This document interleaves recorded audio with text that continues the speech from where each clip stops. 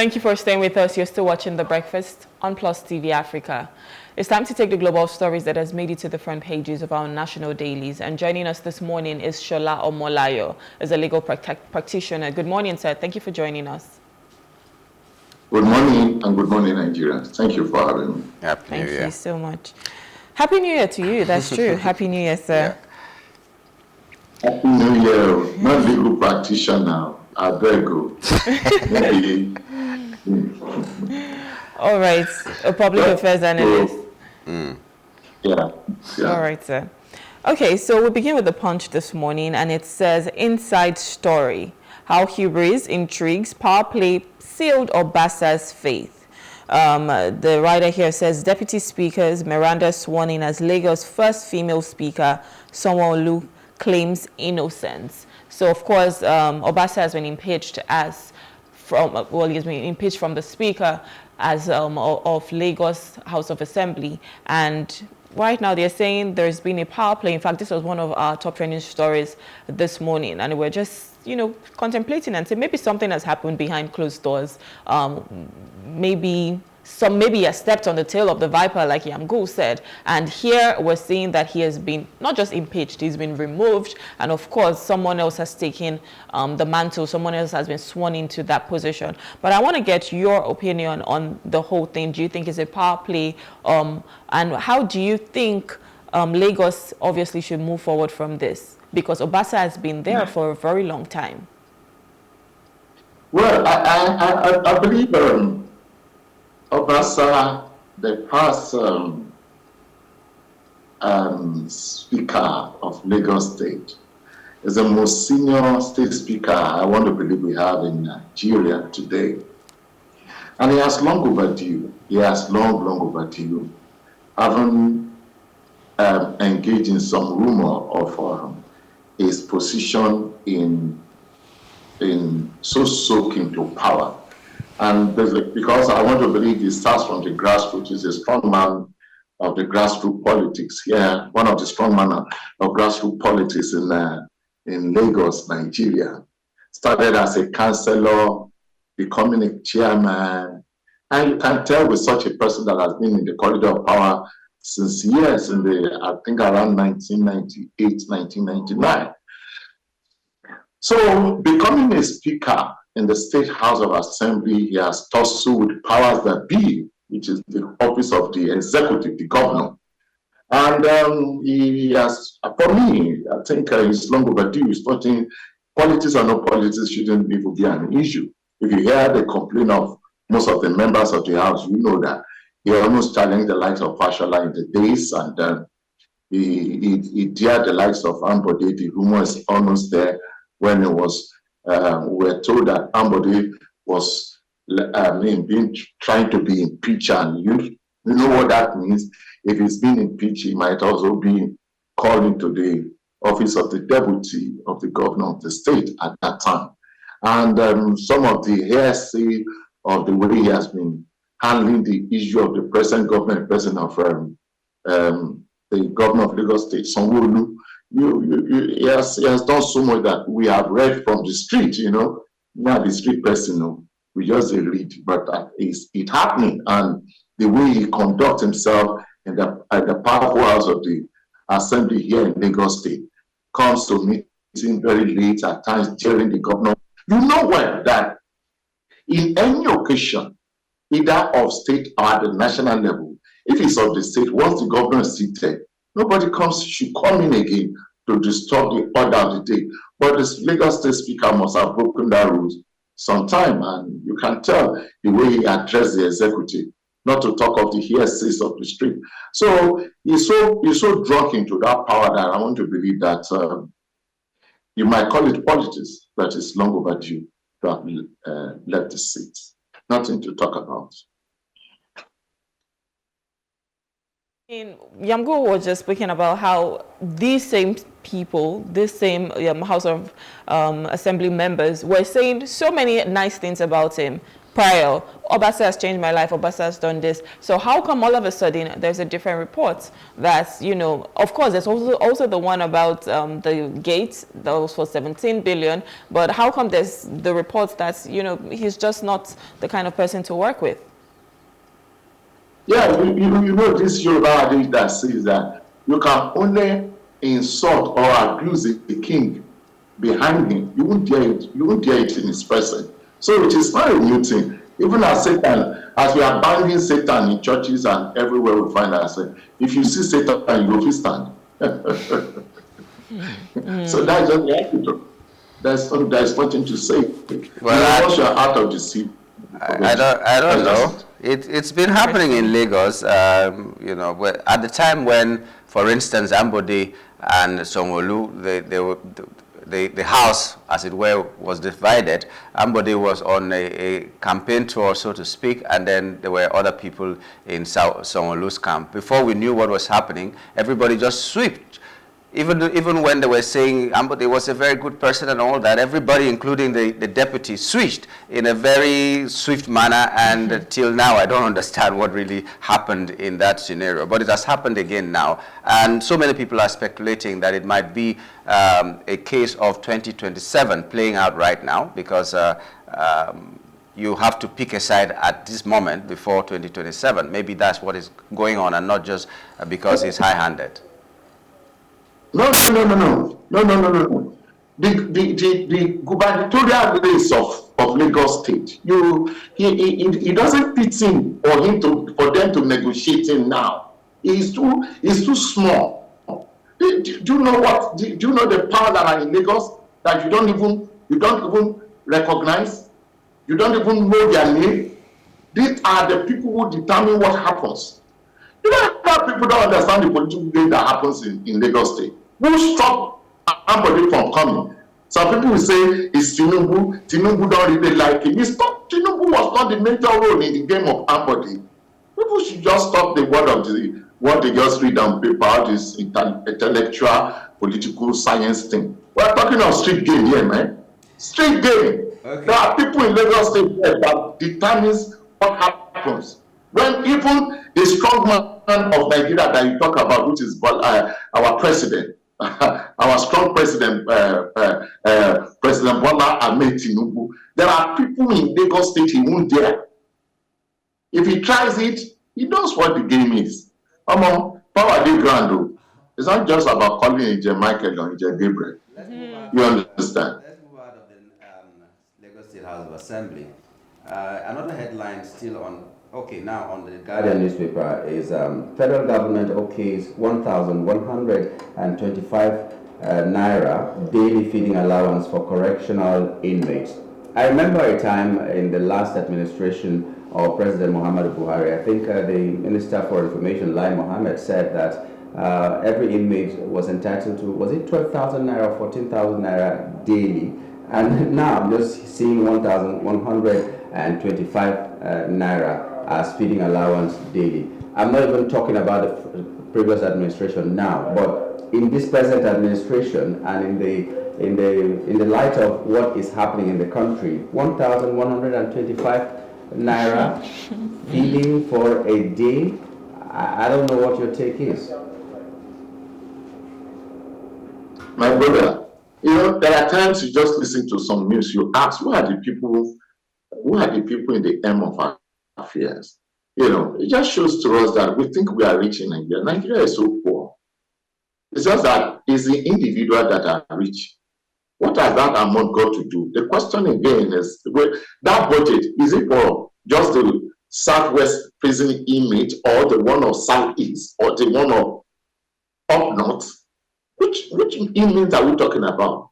Is it for those who are being judged already to serve their jail term, or those who are still under probation, those who are remanded, those whose cases have not been heard?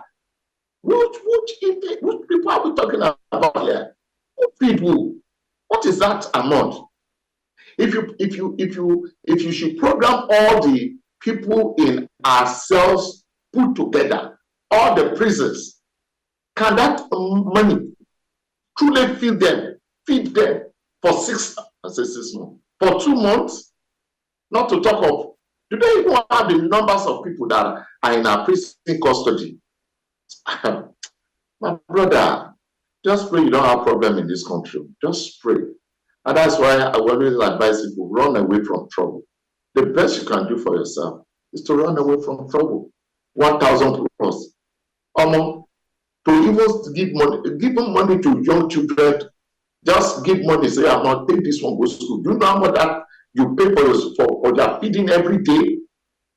Just to feed you. How much are they selling biscuits? What a state. How much do they sell bread now? Even if you are buying bread and what? Bread 500 naira don't reach anything. Let's go elementary. Let's come down. What are you using 1,000 naira for? Is it for a meal? Or for two-seated meal? Morning and night, assuming they are not eating in the afternoon? God, you call this place correctional center. Person where you want correct, you not go feed them well. Are you building another bridge of criminals to be hardened when they're out of that place? Come on. Can we go elementary and think well in the way we conduct ourselves in this part of the world? You are compelling somebody to be stated and in position in a confined location. And you are also depriving him of comfort of life in the area of feeding. Haba. Why are we like this?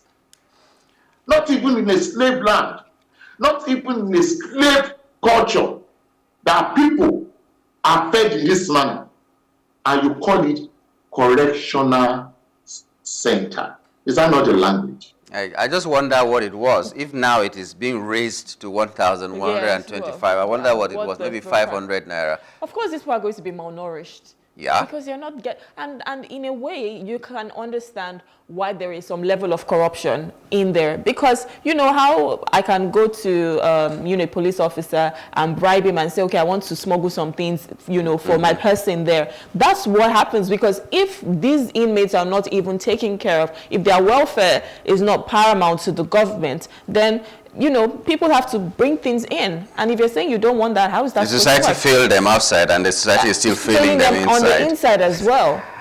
Okay, so let's move on from there and enter into something else. Tax.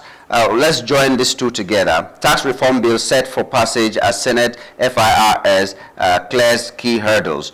But my concern is a headline close to that, which is National Assembly probes alleged 4 trillion naira loss to waivers by agencies. It's still on the Guardian newspaper, the top right corner. My question is, how do we balance, because we're talking about incentives for businesses, and now maybe because of that the tax waivers were given to some businesses, and now the National Assembly is really angered about that because according to them they lost 4 trillion naira. How do we balance out giving incentives to businesses to thrive and then making sure that we don't lose so much money, because 4 trillion naira is not chicken change? Yeah, you were talking of the revenue of the government. What is the proceed of this company that you are talking about? How are they making it in the past years now? You are taxing a company with a tight rope on their neck and with a sledgehammer placed on their head. That's why companies are shutting down. How productive are some of these companies now that you place a tax on them? You don't only place tax, you increase their taxes. The question is, why is it that the government is about consuming what the assembly and whatever the executive are saying, I think this is right, the legislature has came and said no. No. The question is, some of these companies, have you been visiting them and calling them to ask questions? You place taxes on companies that they have a bad roads to sell their products. You place taxes on companies that are using, with a tight airport, instead of using power, they are using diesel or fuel, PMS, with a high cost margin that is not stable. The government is also concerned about investing in the life of the entrepreneurs so that they can grow. It is just about taking.